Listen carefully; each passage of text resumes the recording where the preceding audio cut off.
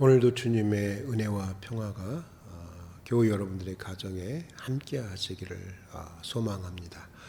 이제 사도신경으로 우리의 신앙을 고백하면서 예배의 자리로 나아가도록 하겠습니다. 나는 전능하신 아버지 하나님, 천지의 창조주를 믿습니다. 나는 그의 유일하신 아들 우리 주 예수 그리스도를 믿습니다. 그는 성령으로 잉태되어 동정녀 마리아에게서 나시고 본디오 빌라도에게 고난을 받아 십자가에 못 박혀 죽으시고 장사된 지 사흘 만에 죽은 자 가운데서 다시 살아나셨으며 하늘에 오르시어 전능하신 아버지 하나님 우편에 앉아 계시다가 거기로부터 살아있는 자와 죽은 자를 심판하러 오십니다. 나는 성령을 믿으며 거룩한 공교회와 성도의 교제와 죄를 용서받는 것과 몸의 부활과 영생을 믿습니다. 아멘. 예수가 우리를 부르는 소리 함께 부르도록 하겠습니다. 528장입니다. 예수가 우리를 부르는 소리 금성 부드러워 문 앞에 나와서 사명을 보며 우리를 기다리네. 오라 오라 방황치 말고 오라 죄 있는 자들아 이리로 오라 주 예수 앞에 오라 간절히 오라고 부르실 때에 우리는 지체하려 주님의 은혜를 외환히 받고 못 들은 채 하려나. 오라 오라 방황치 말고 오라 죄 있는 자들아 이리로 오라 주 예수 앞에 오라. 세월이 살같이 빠르게 지나 쾌락이 끝이 나고 사망의 그늘이 너와 내 앞에 들리며 가리우네. 오라 오라 방황치 말고 오라 죄 있는 자들아 이리로 오라 주 예수 앞에 오라. 우리를 위하여 예비해 두신 영원한 집이 있어 죄 많은 세상을 떠나게 될 때 영접해 주시겠네. 오라 오라 방황치 말고 오라 죄 있는 자들아 이리로 오라 주 예수 앞에 오라.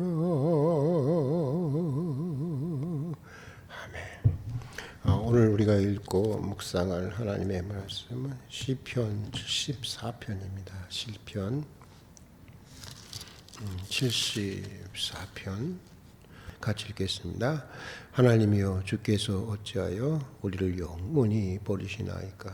어찌하여 주께서 기르시는 양을 향하여 진노의 연기를 뿜으시나이까. 옛적부터 얻으시고 속량하사 주의 기업의 지파로 삼으신 주의 회중을 기억하시며 주께서 계시던 시온산도 생각하소서. 영구히 파멸된 곳을 향하여 주의 발을 옮겨 놓으소서. 원수가 성소에서 모든 악을 행하였나이다. 주의 대적이 주의 회중 가운데에서 떠들며 자기들의 깃발을 세워 표적으로 삼았으니 그들은 마치 도끼를 들어 살림을 베는 사람과 같으니이다. 이제 그들이 도끼와 철대로 성소의 모든 조각품을 쳐서 부수고 주의 성소를 불살하며 주의 이름이 계신 곳을 더럽혀 땅에 엎었나이다. 그들이 마음속으로 이르기를 우리가 그들을 진멸하고자 하고 이 땅에 있는 하나님의 모든 회당을 불살랐나이다. 우리의 표적은 보이지 아니하며 선지자도 더 이상 없으며 이런 일이 얼마나 오래일는지 우리 중에 아는 자가 없나이다. 하나님이여, 대적이 언제까지 비방하겠으며 원수가 주의 이름을 영원히 능욕하리이까. 주께서 어찌하여 주의 손 곧 주의 오른손을 거두시나이까. 주의 품에서 손을 빼내시어 그들을 멸하소서. 하나님은 예로부터 나의 왕이시라 사람에게 구원을 베푸셨나이다. 주께서 주의 능력으로 바다를 나누시고 물 가운데 용들의 머리를 깨뜨리셨으며 니오 야단의 머리를 부수시고 그것을 사막에 사는 자에게 음식물로 주셨으며 주께서 바위를 쪼개어 큰 물을 내시며 주께서 늘 흐르는 강들을 마르게 하셨나이다. 낮도 주의 것이요 밤도 주의 것이라. 주께서 빛과 해를 마련하셨으며 주께서 땅의 경계를 정하시며 주께서 여름과 겨울을 만드셨나이다. 여호와여, 이것을 기억하소서. 원수가 주를 비방하며 우매한 백성이 주의 이름을 능욕하였나이다. 주의 맷비둘기의 생명을 들짐승에게 주지 마시며 주의 가난한 자의 목숨을 영원히 잊지 마소서. 그 언약을 눈여겨보소서. 무릇 땅의 어두운 곳에 포악한 자의 초소가 가득하나이다. 학대받은 자가 부끄러이 돌아가게 하지 마시고 가난한 자와 궁핍한 자가 주의 이름을 찬송하게 하소서. 하나님이여, 일어나 주의 원통함을 푸시고 우매한 자가 종일 주를 비방하는 것을 기억하소서.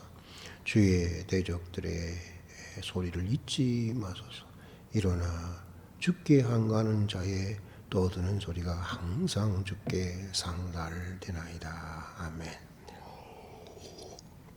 한영애라고 하는 제가 참 좋아하는 가수가 있는데 그분의 노래 가운데 하나님이여 일어나소서 하는 그런 그 노래가 있습니다. 대중가요지만 아주 그냥 그 절실한 그 가수의 혼을 담아 부르는 노래가 크게 인상적이었는데 22절 23절에 보니까 고난받는 주의 백성이 오늘 또 시편 기자가 하나님이여 이제 일어나소서 이제 일어나소서 하는 그 간절한 어떤 그 갈망의 그 기도가 기도의 모습이 이렇게 생각이 되는 것 같습니다. 정말 하나님께서 일어나셔서 속히 저는 코로나라고 하는 이 어려움을 종식시켜 주시고 이 고난을 종식시켜 주시고 또 정말 자영업자들 코로나로 인해서 고난 속에 살아가는 사람들 또 사경을 헤매는 사람들 이 모든 사람들에게 은혜를 베풀어 주시기를 바라는 마음이 이 아침에 드는 것 같습니다.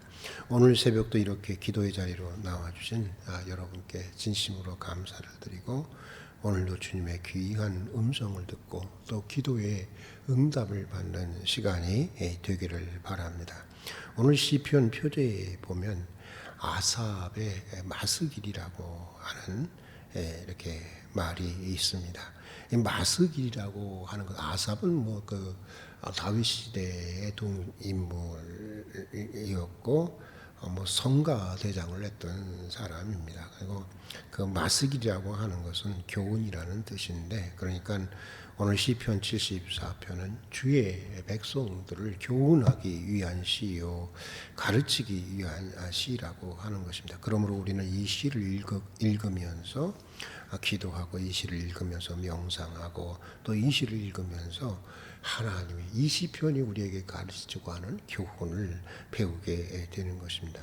오늘 시편 본문은 바벨론 포로기 때에 지어진 시로, 비록 아삽의 마스길로 되어 있지만 아삽은 다윗 시대의 동시대의 인물이었으니까 그 후손들이 지은 걸로 볼 수가 있겠죠. 바벨론의 포로기 때 지어진 시로 만국의 아픔을 호소하면서 이스라엘의 회복을 간절히 탄원하고 있는 그런 시편이고 기도입니다. 지금 시편 기자는 매우 극한 고통에 있습니다. 그런데 그 고통의 원인은 이스라엘 백성을 향한 하나님의 진노와 심판을, 징계를 보고 있다는 데 있는 것입니다. 여러분, 사실 우리가 신앙생활을 하면서 하나님이 사랑의 하나님으로 느껴지고 내 편에 서신 하나님으로 깨달아지면 이보다도 좋은 것이 없습니다. 그러나 내 죄에 대해서 진노하고 계시는 하나님을 만날 때는 매우 두렵고 신앙생활하는 것이 무서워지는 것입니다. 그래서 개혁자 마틴 루터는 이런 말을 했습니다. 우리가 구원이라고 할 때 구원 얘기를 하는데, 이 구원이라고 할 때 그 구원이 무엇이냐? 마틴 루터는 5가지로 요약을 했는데, 죄와 사망과 사탄과 율법과 진노, 이렇게 5가지죠. 죄와 사망과 사탄과 율법과 진노로부터의 구원이라고 아주 요약을 했습니다. 구원은 죄로부터 자유한 것입니다. 사망 권세로부터 자유한 것입니다. 악마로부터 자유한 것이고, 세상한 율법의 조항으로부터 자유합니다. 그래서 결론은 하나님의 진노로부터, 영원한 진노로부터 자유한 것입니다. 여기에 구원의 복음의 핵심이 있는 것입니다. 그런데 아직 하나님이 무서운 하나님으로 계속해서 느껴지고 있다면 우리의 믿음에 무언가 문제가 있다고 하는 것을 말해주고 있는 것입니다. 심리적으로는 사실 아직 구원을 받은 상태가 아닌 것입니다. 진노의 하나님이 사랑의 하나님으로, 은혜의 하나님으로, 용서의 하나님으로 바뀌어야 하는 것입니다. 무서운 하나님이 자비의 하나님으로 느껴져야 하는 것입니다. 그럴 때 우리가 심리적으로 안정을 되찾게 되고, 또 마음의 구원까지 우리가 얻게 되는 것입니다. 그런데 여러분, 하나님의 진노를 우리가 어디에서 구체적으로 느낄 수 있느냐라고 하는 것입니다. 물론 우리는 모든 것들 속에서 하나님의 진노를 느낄 수 있습니다. 실패에서 하나님의 진노를 느낄 수 있습니다. 질병에서도 하나님의 진노를 느낄 수 있습니다. 기아와 전쟁에서도 하나님의 진노를 느낄 수 있고, 지금과 같이 이런 코로나 혼란이라든가 또 불행한 죽음에서도 우리는 하나님의 진노의 손길을 느낄 수가 있습니다. 그런데 오늘 시편 본문에는 하나님의 진노가 나타나는 가장 대표적인 몇 가지 사례를 들어서 우리에게 소개해 주고 있습니다. 먼저 오늘 시편이 말해주는 하나님의 진노의 표징은 하나님의 성전이 더럽혀지고 무너지는 것이라고 하는 것입니다. 이것은 하나님의 진노의 극치를 보여주는 하나님의 징계요, 심판이요, 또 저주라고 하는 것입니다. 여러분, 성전이라고 하는 것이 무엇입니까? 하나님의 백성들이 만나는 장소입니다. 하나님이 그 백성과 함께 한다고 하는 임재의 상징이요, 하나님의 자비와 은혜와 사랑이 계속되고 있다는 표징입니다. 그러므로 성전은 하나님의 백성의 삶의 중심이고 또 최후의 보루였던 것입니다. 그러니까 다른 것은 다 무너진다고 해도 성전만큼 무너져서는 안 된다고 하는 것입니다. 다른 것은 다 실패하더라도 성전에서, 하나님의 백성들이 성전에서 하나님께 드려지는 예배와 기도와 거룩한 삶은 실패하지 않아야 된다고 하는 것입니다. 오늘 우리 시대도 마찬가지입니다. 교회가 부패해지고 교회가 더럽혀지고 교회가 무너진다고 하는 것은 사실은 코로나보다도 더 큰 우리를 향한 하나님의 극한 진노의 여러분 상징인 것입니다. 교회가 바르게 잘 세워진다고 하는 것은 하나님이 우리와 함께 하신다는 것을 나타낸다는 것입니다. 하나님의 교회가 영화롭게 되어질 때 참으로 모든 사람들로부터 존경을 받게 될 때 그것은 하나님이 우리와 함께 하셔서 살아 역사하신다고 하는 보여주는 아주 가장 큰 표징이라고 할 수가 있는 것입니다. 그러므로 우리의 삶이 사실 여러분 교회를 중심으로 해서 바뀌어야 하는 것입니다. 교회가 주님의 몸이라고 하지 않습니까? 신약 성경은 주님의 몸이라고 비유하고 있는데 그렇다면 그 지체들인 그 몸의 지체들인 우리는 당연히 그 몸인 교회에 여러분 붙어 있어야 하지 않겠습니까? 우리는 모이면 예배하고 모이면 말씀을 나누고 모이면 기도하고 또 흩어지면 거룩한 성도의 삶을 살아내야 하는 것입니다. 어떤 일이 있어도 교회가 더럽혀지고 무너지는 일만은 있어서는 안 되는 것입니다. 가장 행복한 것은 교회가 잘 세워지는 것이어야 하는 것이고 가장 불행하고 비참한 일은 교회가 더럽혀지고 교회가 무너지는 일인 것입니다. 이것을 알고 여러분 우리가 무엇보다도 교회를 위해서 우리가 참으로 눈물로 기도해야 하는 것입니다. 교회가 무너지는 데서 하나님의 가장 큰 진노와 하나님의 가장 큰 심판이 있는 것입니다. 이것을 우리가 기억해야 하는 것입니다. 또 오늘 시편 9절에 보면 하나님의 진노는 하나님께서 보내신 선지자가 없는 것으로 나타난다고 하는 것입니다. 한마디로 성령의 영감이 없어지는 것입니다. 그래서 하나님의 말씀을 영감 있는 말씀을 듣지 못하게 된다는 것입니다. 아모스 선지자가 준엄하게 말했던 것처럼 양식이 없어서 굶주리는 세상이 아니라 영감 있는 하나님의 말씀을 들을 수 없어서 참담한 영적인 기근에 직면하게 된다고 하는 것입니다. 이것이 하나님의 진노의 상징이라고 하는 것입니다. 여러분 생각해 보면 우리의 문제는 가난도 실패도 사실은 질병도 아닙니다. 정작 우리의 문제는 정말 우리의 가슴을 치는 말씀이 없다는 데 있다고 하는 것입니다. 영감 있는 말씀이 없다고 하는 것입니다. 이것이 가장 큰 저주요 심판이요 우리를 향한 하나님의 가장 큰 진노인 것입니다. 하나님의 말씀이 갑자기 내게 들려오지 않는다.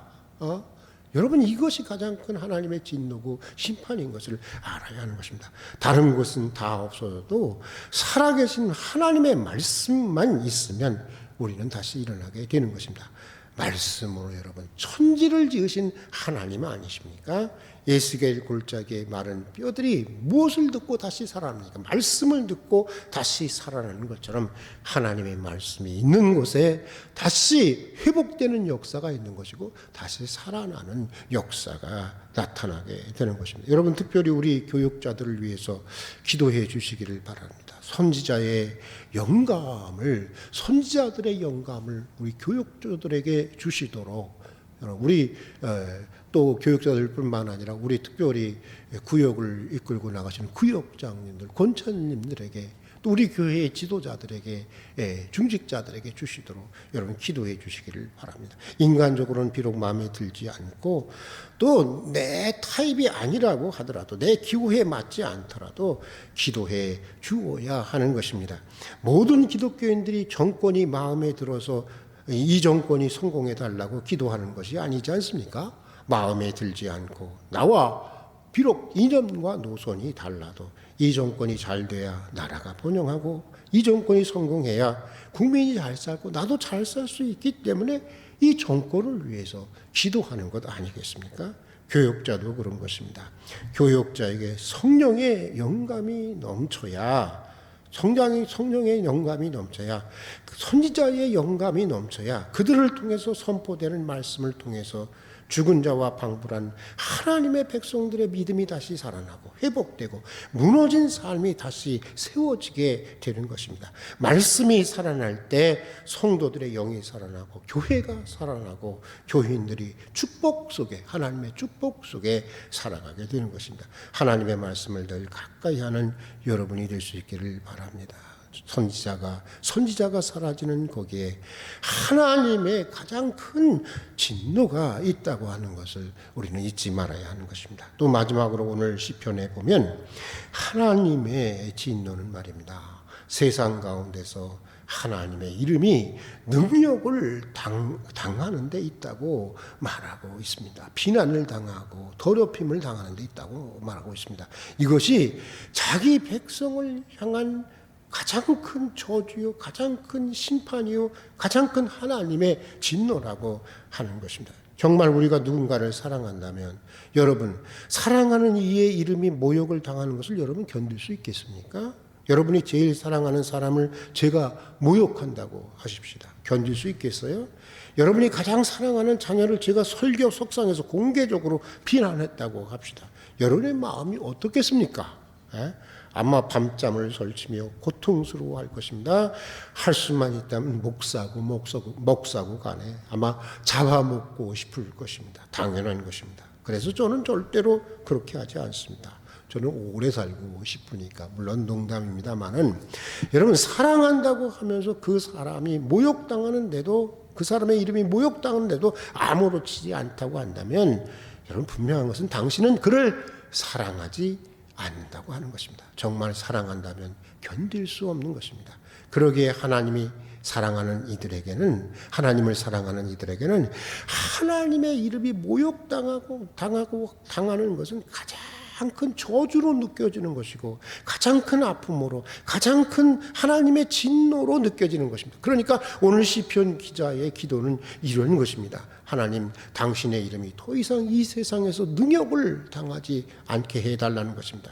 하나님, 당신은 전능하신 분이고 밤도 만들고 낮도 만드신 창조주이신데 당연히 당신은 찬양을 받아야 할 뿐인데, 하나님의 이름이 지금 땅에 떨어져 사람들로부터, 이 바벨론 사람들로부터, 이방인들로부터 짓밟히고 있다는 것입니다. 자신은, 시편 기자는 이것을 견딜 수가 없다는 것입니다. 이것이 자기에게는 가장 큰 괴로움이 되고 있다는 거죠. 가장 큰 아픔이 되고 있다고 하는 것입니다. 시편 기자는 지금 자기의 문제를 호소하고 있는 것이 아닙니다. 자기의 그 고난을 호소하고 있는 것이 아닙니다. 하나님의 이름과 영광이 회복되기를 기도하고 있는 것입니다. 종종 우리 기도를 보면 내 고통, 내 억울함, 내가 지금 당하는 수치와 부끄러움, 내가 얼마나 속을 썩고 있는지, 또 끝없이 이어지는 내 욕망에 대해서는 너무나도 간절하면서도 하나님의 이름, 하나님의 영광에 대해서는 관심이 없는 경우가 많은 것을 보게 됩니다.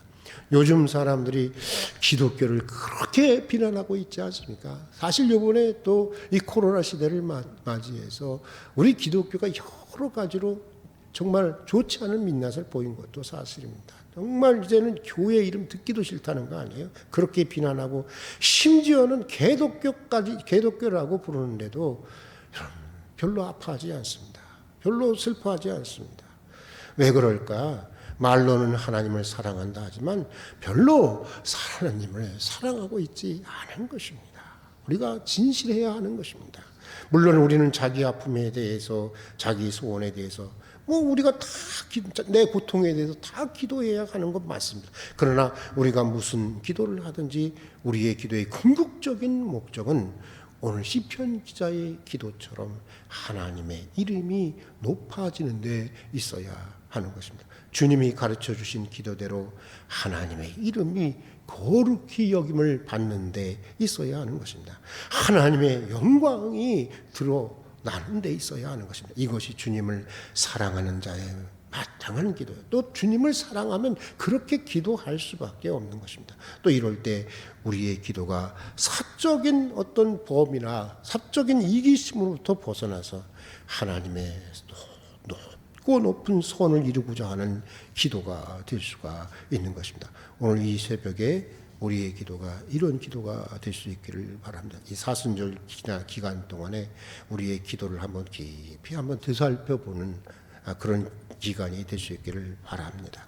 기독교가 이렇게 비난을 받고 있고 하나님의 이름이 땅에 떨어져서 더럽힘을 받고 있는 이때에 다시 하나님의 거룩한 이름이 높임을 받고 우리의 바르고 선한 삶을 통해서 하나님의 영광이 드러나기를 기도할 수 있기를 바라면서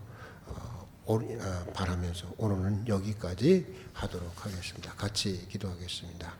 오늘도 하루를 시작하면서 세상의 소리를 듣기 전에 먼저 주님의 말씀으로 교훈해 주시고 또 이렇게 기도의 자리로 나올 수 있는 은혜를 주신 것을 진심으로 감사드립니다.